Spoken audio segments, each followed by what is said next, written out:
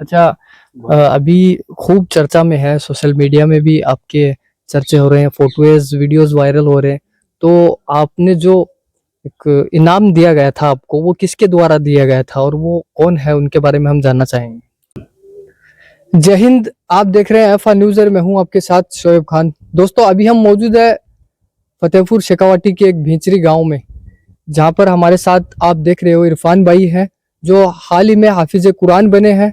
2 दिन पहले हाफिज कुरान बनकर ये अपने घर आए हैं और घर में इतना खुशी का माहौल और पूरे गांव में इतना खुशी का माहौल है। इनसे जानेंगे कि इनका सफ़र कैसा रहा, जो अब से हाफिज कुरान बने हैं अब तक का सफ़र जानेंगे। हमारे साथ इनके गार्जियंस भी है, परिवार वाले भी है, इनसे भी जानेंगे कि इन्होंने किस तरह इनकी हौसला अफजाई की है और किस तरह से हाफिज कुरान बने थे। तो बहुत बहुत स्वागत है आपका। अस्सलाम वालेकुम।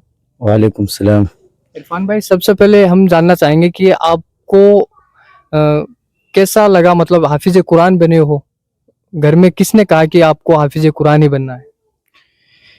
पहली बात तो ये है कि जो मेरे दादाजी थे, मरहूम हाजी सबीर का और मरहूम हाजी अब्बास का, उनकी तमन्ना थी कि एक घर में हाफिज कुरान बने। 2-3 पीढ़ी लेके गई, लेकिन अभी तक कोई हाफिज कुरान नहीं बना। 2-3 को मदरसे में डाला, फिर वो भग के आ गए वहाँ से। तो फिर मेरे को भी तमन्ना हुई कि मैं भी हाफिज कुरान बनूं और इनका सपना पूरा करूं।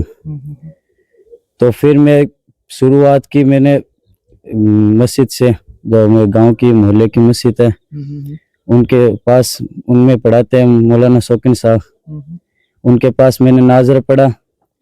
फिर उन्होंने मेरे को डाला कि फतेहपुर उस्मानिया मस्जिद, उस्मानिया मदरसे में। तो वहाँ पे मैंने हिफ्ज़ शुरू किया और कुछ दिन पढ़े, 1 साल के, तकरीबन 1 साल के मैंने वहाँ पढ़ा। फिर वहाँ से मेरे को खीरवा मदरसे में डाला, तो कारी उमर फारूक के पास में डाला, वहाँ सरप्रस्त वो थे। तो वहाँ जाके मैंने आगे की पढ़ाई शुरू की।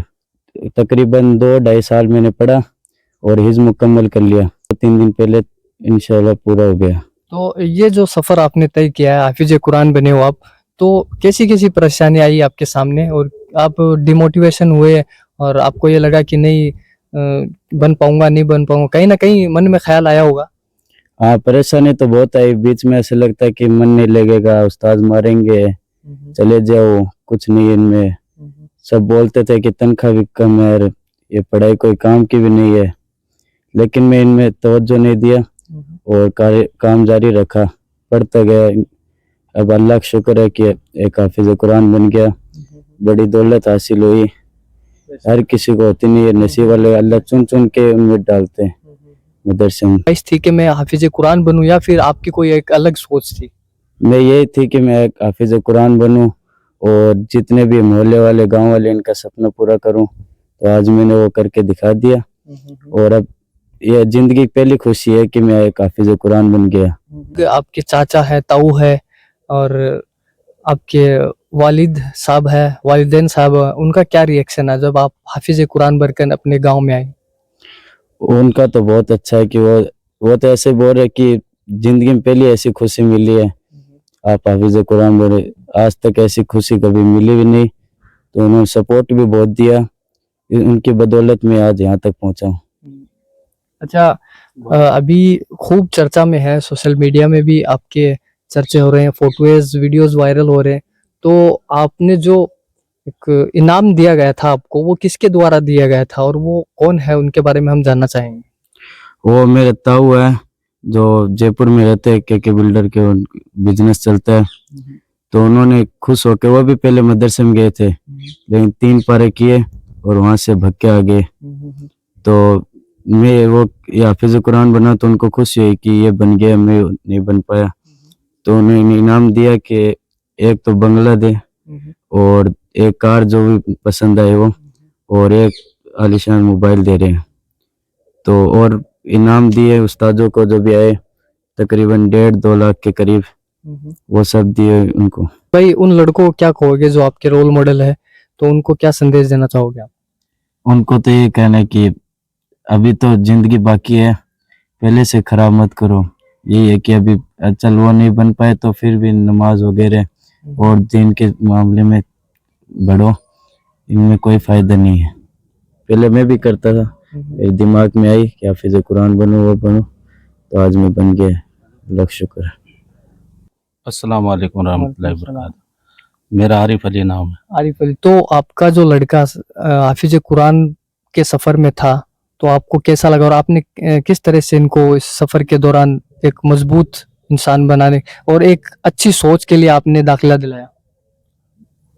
मेरा सोच तो ये था कि दुनिया की तो सब कामयाब होते ही है नहीं, सब बच्चे को बोलते हैं दुनिया के अंदर कामयाब करो। मेरा सोच तो ये था आखिरत का करें और दुनिया का भी करेंगे। जो कुरान हिफ्ज कर लेता है फिर दुनिया की क्या चीज है तो वो हासिल नहीं करे। हम नहीं कर पाए, हम कितने भाई थे, कितना बड़ा परिवार था, नहीं था। सबसे पहले मैं इसको डाला, आज इंशाल्लाह अल्लाह का शुक्र है कि इनको बना दिया और भी बच्चे बन रहे हैं। अभी 12 महीने बाद में एक बच्चा और बनेगा और इंशाल्लाह यही हाल होएगा उनका भी। कि 2 दिन पहले कितना बड़ा खुशी का आपको क्या बताएं, इतना खुशी नहीं तो पीछे आया मेरे जिंदगी में, वो नहीं आगे आएगा, इस परिवार में आएगा नहीं इतना बड़ा खुशी। इंशाल्लाह 12 महीने बाद में एक बच्चा और है और एक हमारा भांजा है वो भी बनेगा। अभी छोटे बच्चे हैं ये भी बोल रहे हैं हमको भी डालो।